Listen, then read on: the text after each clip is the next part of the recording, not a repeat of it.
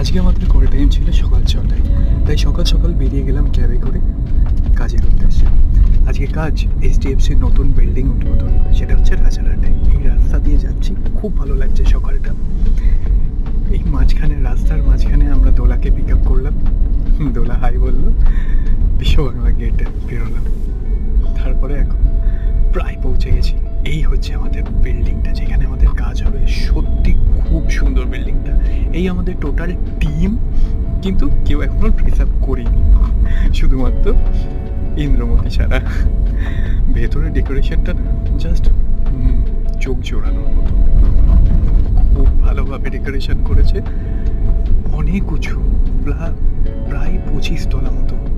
আর আমাদের কাজ ছিল 23 তলায়, 14 তলায়, 7 তলায়। এই যে আমাদের কাজ চলছে, আর আমাদের পুরো টিম এখন সবাইকে বাই বলছে। চলো বাই।